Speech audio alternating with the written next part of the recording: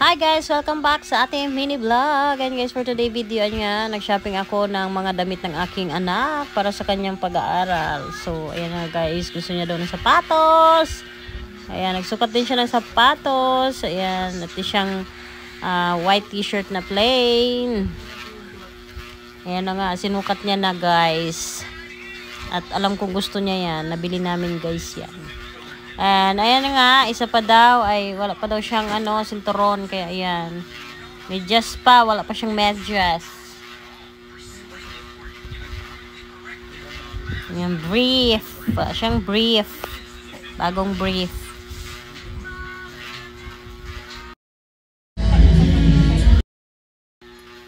So ayan guys, namimili pa siya ng mga t-shirt niya nung susuotin niya na panlakad.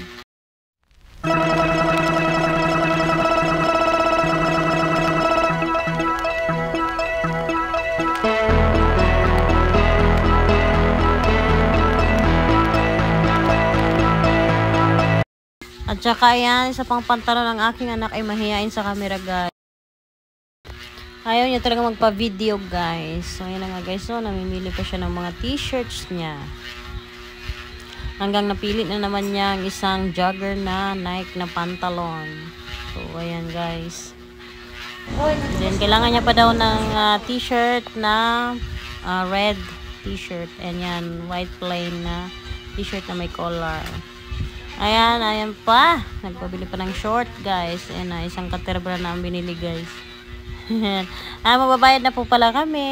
Ayan, nag-punch na ang ating cashier dyan, guys. So, let's watch kung magkano ang ating babayaran. So, yan pala yung mall dito, guys, sa Bicol. 101 Bicol Region. Ayan na nga guys, magbabayad na tayo using my Visa GCash card. So ayan, pwede pala yan guys, ibayad niyo basta may laman ang inyong GCash. So ibigay niyo lang sa cashier and for the go na.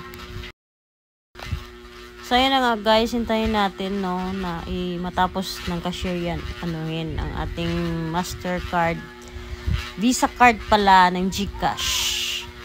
Matapos. So, ayan na nga guys, ang resibo. Ayan, ang ating shopping for today video.